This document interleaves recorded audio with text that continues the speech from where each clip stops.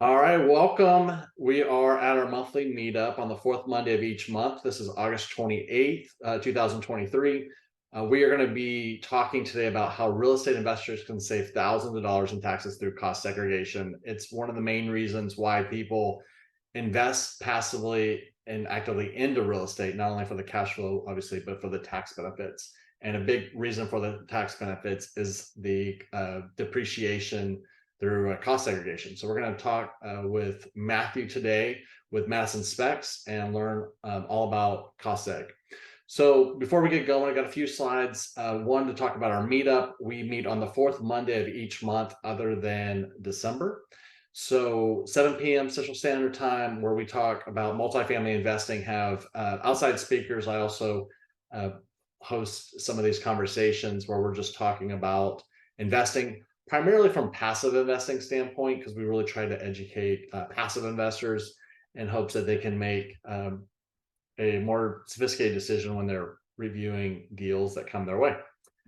I'm starting to become more competitive with this. So for those that are becoming or watching this this show or this meetup, we are ranked number 2 as far as the number of people that have subscribed to our meetup, which is awesome because not everybody can join each month, but we do send out the recording to people and just love to see this number growing.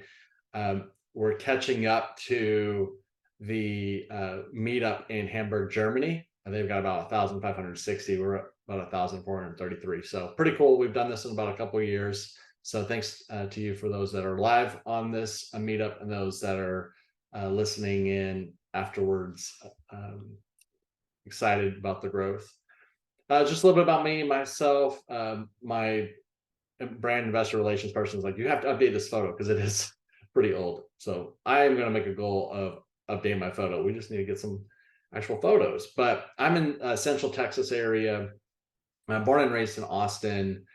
Moved out in Bryan College Station area a few years ago, bought some land out here, and really love being close to the Houston, Austin area. That's where we primarily focus on our assets, though we have multifamily storage build-to-rent communities in Texas, Louisiana, and Alabama.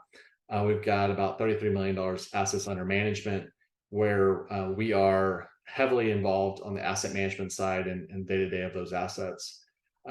Previously worked for a Fortune 150 commercial real estate company, transitioned out of the W-2 role this past summer. So just a couple months ago, went all in on our real estate investments. So super excited about that, and really been doing this for the last 16 years on the commercial real estate management investment side. So going into just a couple more slides here, we are ramping up our podcasts. I've got speakers for the next 8 weeks, so we are going to be getting back into the every other week postings. I sort of slacked on that this year, so I'm excited to get that momentum back going. So if you haven't subscribed, please do so. The Untold Stories of Real Estate Investing. My goal is to bring a lot of other asset classes into the discussion. I know I heavily talk about multifamily, but we're going to be talking about other asset classes as well. And so hopefully mix it up and make it more interesting for people that are interested in real estate investing in general. Also, if you haven't already, go to CREIpartners.com. There's a lot of content. We do blogs monthly. We do our podcast. We do, just so much content with this meetup, etc. It's all there, our YouTube channel, etc. You can all access it through there. If you're open to investing with us, there is the Invest With Us link, and you put in your information. We'll have a one-on-one conversation and see if it's a good fit. The other thing is we have a couple offerings that we are actively capital raising for. We should be done with both of those in the next couple of weeks, but wanted to mention it here, and not only for those, but just for future investments, CREIpartners.invportal.com. You can also access it through CREIpartners.com. There's that investor login link. It'll take you to the same spot. So if you're actively looking for passive investment opportunities or want to see what we have now or in the future, definitely click on investor login on our website, CREIpartners.com. You can register, or if you already registered, just log in and see our offerings. One of the things that we're proud of this year is we've launched a passive investor coaching program. We recently lowered the price, really just wanted as many people to take this as possible. This is not what we make our money off of. We make money off real estate, but we really want people to accelerate their learning as quickly as possible so they can invest sooner. So if you've been on the fence about joining passive investor coaching program, definitely check it out. And there's a lot of great content, and then we meet monthly. And then when you have opportunities to invest, I'm definitely here to answer questions and be a resource. So enough about us and what we're doing. I want to introduce y'all to Matt Clark, sales associate with Madison SPECS. Madison SPECS is a group I've used on 2 other properties that we own in Houston, and they've done an outstanding job with their cost segregation analysis. So not only am I excited to have them here, but I'm also excited to talk them up, because I know there's active investors that are listening in or on this meetup today. So if you haven't connected with Matt or Madison SPECS in general, definitely recommend doing so. I'll introduce Matt, and then I'll stop share here, and then he'll take it over. But Matt lives in Houston, Texas. He was born and raised and attended the University of Houston. So before the show, he is all Houston. And you know, just amazing how Houston has grown so much and how he's seen the growth. But his journey came into the world of real estate, pivoting from the software realm, where he honed his skills as a value-added seller. Currently, Matt is part of the dynamic team at Madison SPECS, a company with over 15 years of experience in the field and an impressive track record of completing 10,000 studies nationwide. In his role, Matt specializes in offering cost segregation studies, helping real estate investors unlock hidden value with their properties and optimize their financial returns. With a passion for property and commitment to delivering top-notch service, Matt is dedicated to helping clients achieve their real estate investment goals through the power of cost segregation. Matt, really grateful for you to join us today. I'm going to stop share and turn it over to you, and excited to learn from you. Awesome. Thank you so much, Wayne. I really appreciate that. So I will get started here if I can click the right buttons.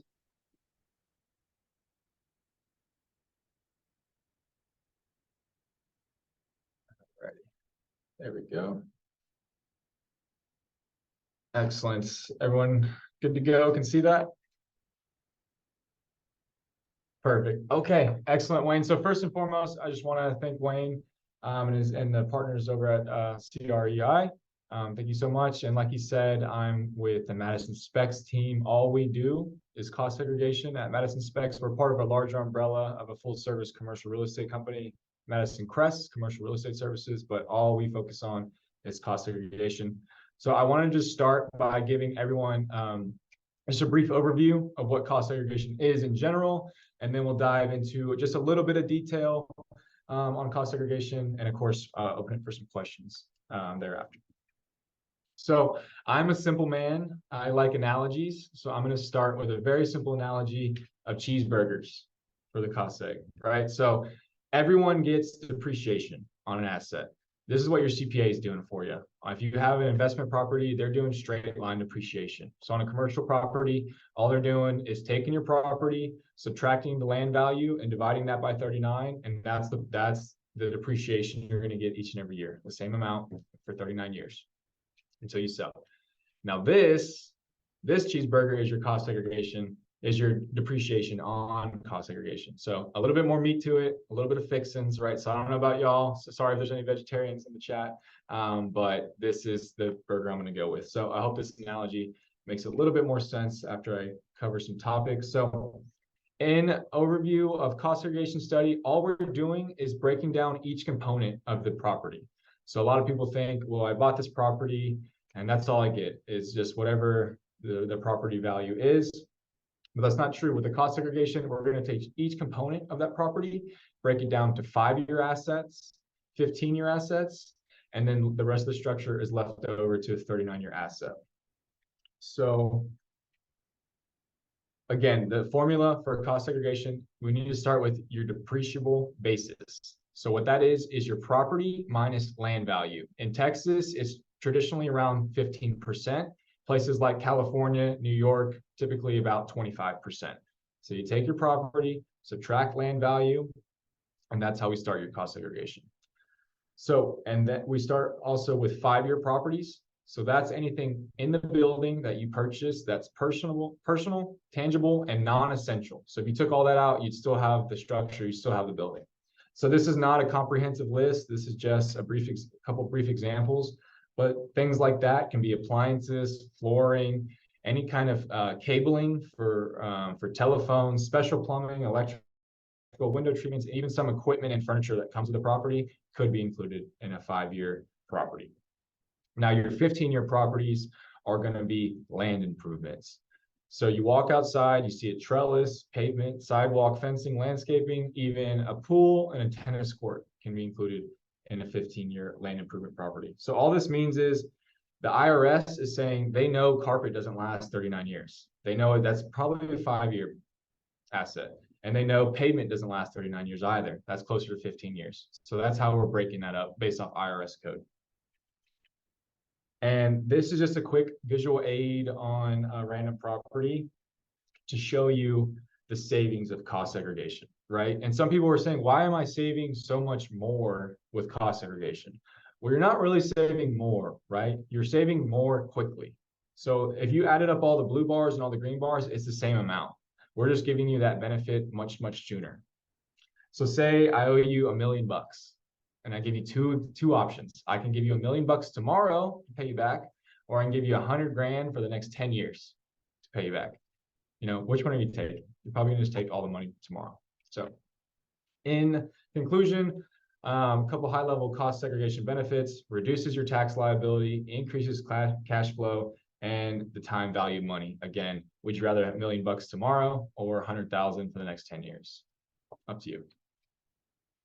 And I'm not going to go through all these. I just want to give y'all one example. I'm going to cover the top left one, the Houston multifamily property, but these are just some recent tax savings we've had for our clients. So again, you start with the depreciable basis. So we took the property, subtracted land, we got $11.1 million.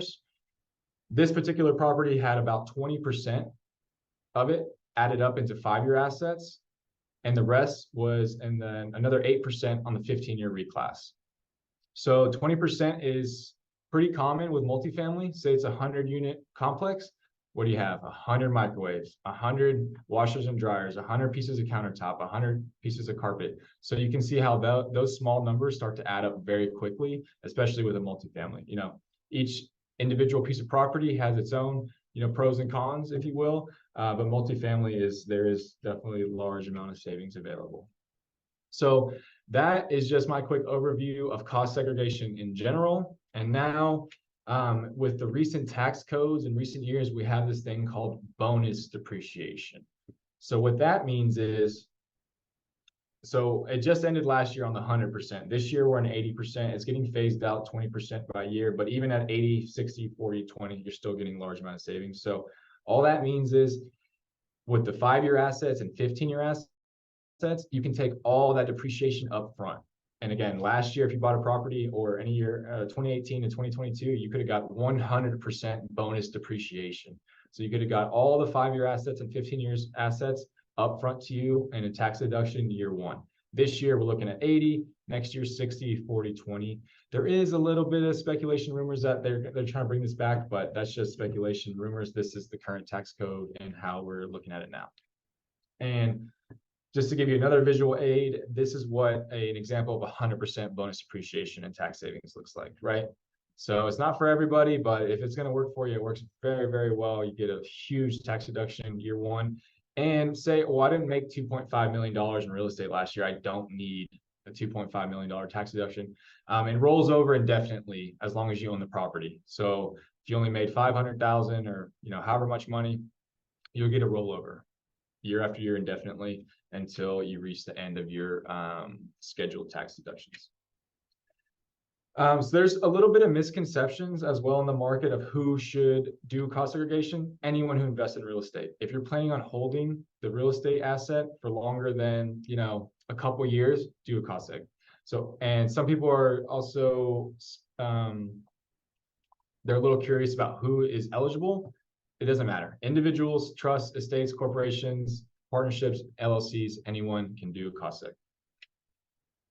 Okay, this part is a little bit more particular to you all, or will be in the forthcoming years after you make your first investment. So there is a difference between an active investor and a passive investor, right? And so I'm going to go into detail on that now.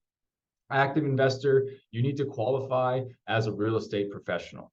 So I have a couple of qualifications there. Essentially, what that means is on your tax form, you're able to check certified real estate professional. And what that means is you have 750 hours of service during your tax year in real estate. So it doesn't really work if you have a full-time W-2. The IRS is probably not going to buy that you've spent 750 hours in real estate traditionally. And those activities include, but not limited to, developing, constructing, acquiring, converting, renting, operating, or brokering real estate deals. So that's just a brief overview of what active real estate professional means. Now, for a lot of you, in the short term, you'll probably fall into this passive real estate professional side of things. But don't worry, you still qualify for savings. It's just not quite on par with what you get with the active investor. So again, you still qualify, and all your passive losses will be offset with passive profits. I think I wrote that backwards, actually. Your active profits will be offset with active loss or passive losses. So you can't put it against your active income, such as a W-2 or 1099 in most cases, but you could essentially almost see your passive profits being all tax-free, as long as you have the qualifying passive losses to offset that. And then this is a discussion to have with your CPA, but there is also examples of where you are able to write off passive losses against your active income. Again, a W-2 or 1099 work is active, not related to real estate, would be active income. But you just need to have your modified adjusted gross income $100,000 or less, which I know some of you are like, well, I make way more than that. That is what you make on paper. Right. So again, that's a conversation to have with your CPA, see if you can get to that number, but that is an option available. The best time to do a cost segregation study is after an acquisition, after any major renovation or addition to the property, newly constructed properties, and also look back studies. So a lot of people think, oh, I already paid taxes on the property, I'm out, I can't do cost seg anymore. Not true. We can do a look back study and get you that additional savings. All we're going to do is subtract any depreciation you've already acquired. So if you had it for 3 years already, we're going to subtract that 1/39 or 3/39 from whatever your cost seg study might save you. And we're going to bust some myths as well on cost seg. So a lot of people think that, oh, my building's too old to do a cost segregation study. This building's already 100 years old. So we beat that. We're way well past that 39-year schedule. That's not true. So once ownership changes, the depreciation schedule starts all over again. Doesn't matter if your building's 2 years old or 150 years old. If you just acquired that property, you're reset on a new depreciation schedule. Residential, 27.5 years, commercial, 39 years. And some people also say, well, my CPA already handles all the depreciation for the property. True, they do straight line depreciation, right? So they're just taking that property minus land value, dividing it by 27.5 years and or 39 years, and that's all you're getting. So they plug in your tax loss numbers. They're not doing cost segregation for you. They need to have a third-party independent engineer do that for them to give you the line items for each asset. And some people also think, oh, if I do a cost seg, I'm going to get flagged by the IRS and I'm going to get audited. Again, not true when you go with a certified professional cost segregation like Madison SPECS. They want to see clean, nice cut, engineered cost studies, and that's all we do. So again, if you did a cost seg with Madison SPECS, our IRS audit is not of your concern. Now, a lot of people also say, sounds a little too good to be true. You know, what are the downsides? So essentially, the only downside of cost seg is going to be tax recapture. So if you're selling the property next year and you just bought it, don't do a cost segregation, because you're going to have to pay those taxes back. The difference on what you owe from the cost seg study versus the straight line depreciation, you need to pay that back. So if you're going to plan to hold it for 3, 4, 5, 6, 7 years, do cost seg. But otherwise, we always tell flippers, stay away, don't do this. It's just not worth the headache. So that pretty much wraps it up for my cost seg overview. I just want to very quickly go through a little bit about Madison SPECS, my company. And actually, some of these numbers are outdated. So we actually are closer to 70 professionals now that solely focus on cost segregation, and we're actually closer to 20,000 studies done across the country. So that tax savings number is also a little bit larger. Now, during COVID, we came up with, it was hard to travel to sites and it was hard to set up meetings and get cost seg done. So we came up with a virtual smart tour. So for some properties, we're actually able to do them virtually. No one has to go there and do the engineering work on site.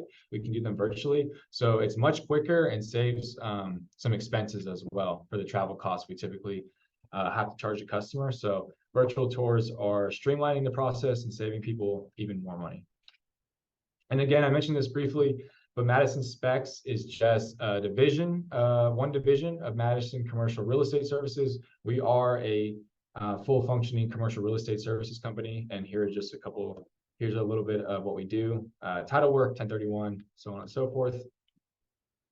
Awesome. And then also we do offer a free feasibility analysis. So that what that means to you is all we need is an address and a relative purchase price, and we can give you a preview of what your cost segregation will look like. And we use very conservative numbers on the feasibility analysis. So we can almost guarantee whatever number we provide you is going to be your savings, if not a little bit more. So that's it for me on my presentation. If anyone has any questions, I'll do my best to get some of those answered, but otherwise I really appreciate the time, and thank you, Wayne. Thank you everyone else for listening.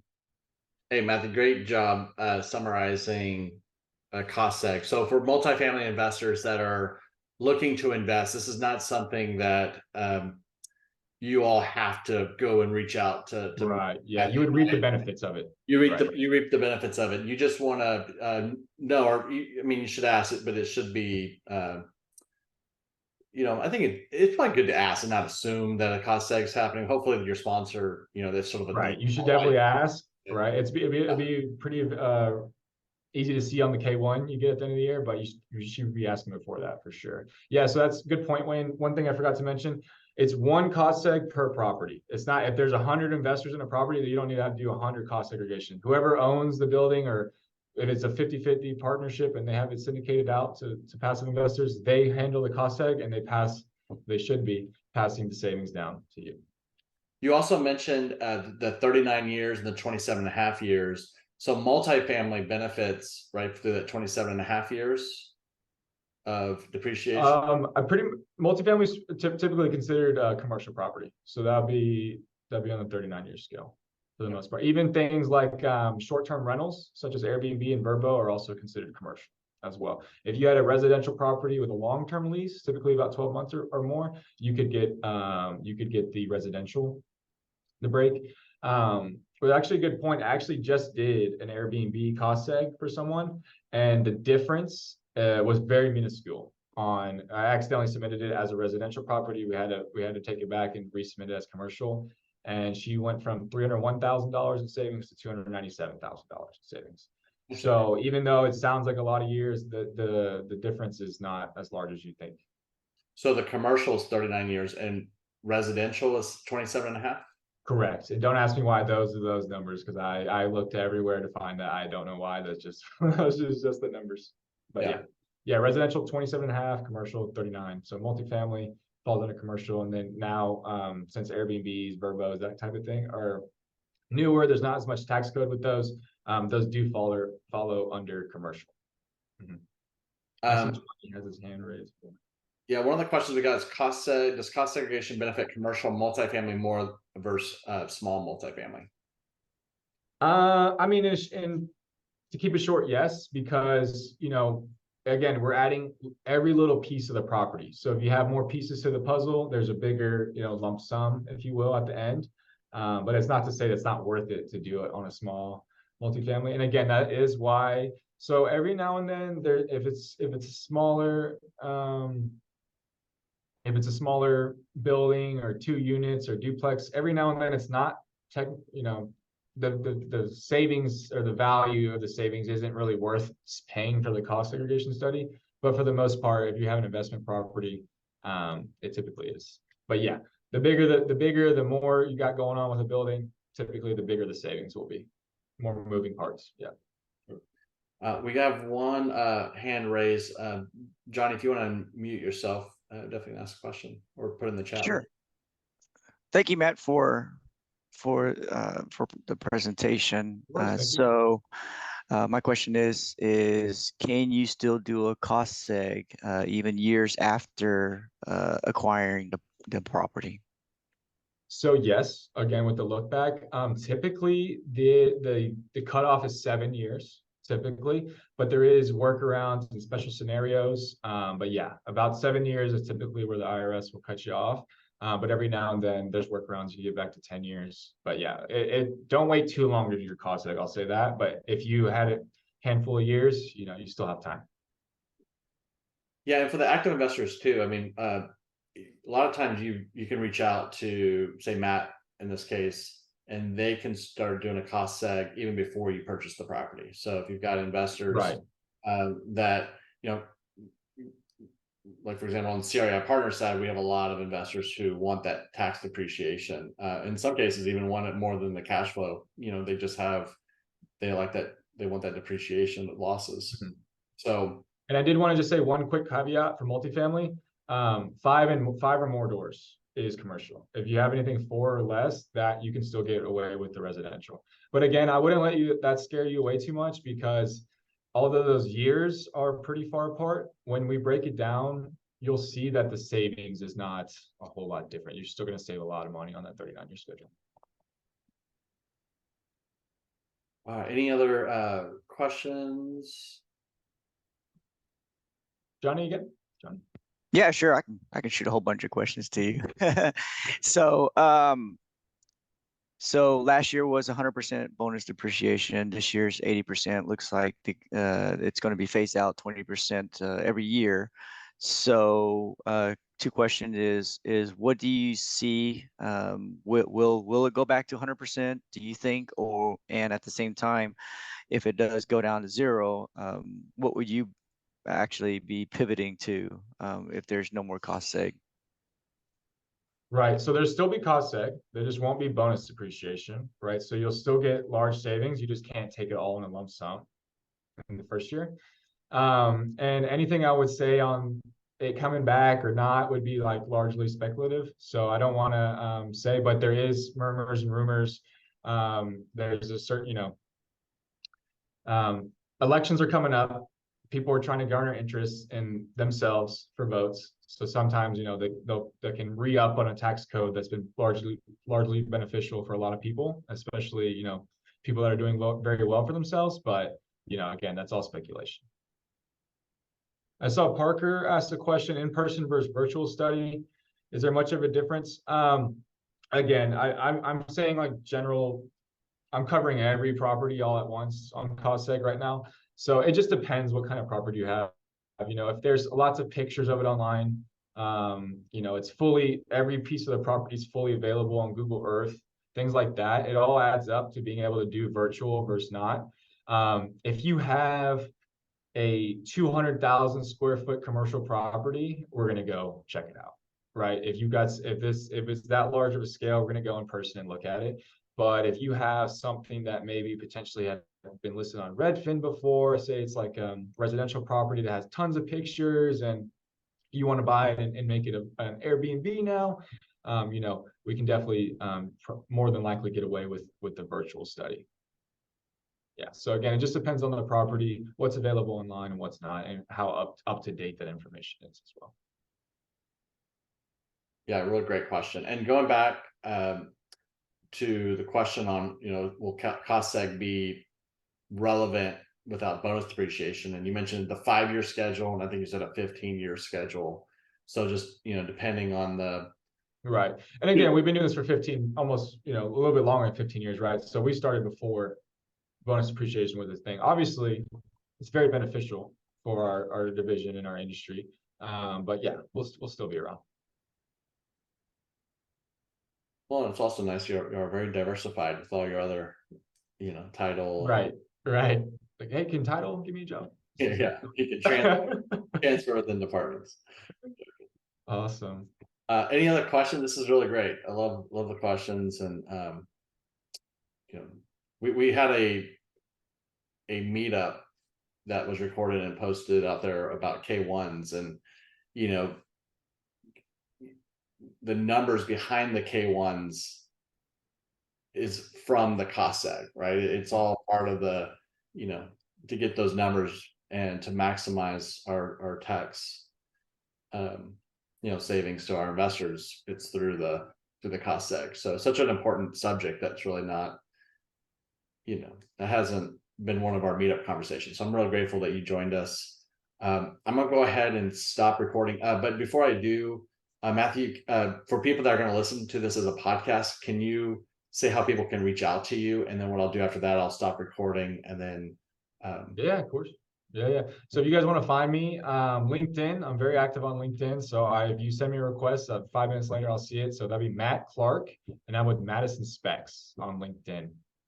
Also mclark at madisonspecs.com. If you want to send me an email, that works as well. But those are probably the two best ways to reach out to me. So I appreciate it. all right, Matthew, thanks so much for joining us. And then for those that are live on this call, I'm going to stop record, and we can take the conversation.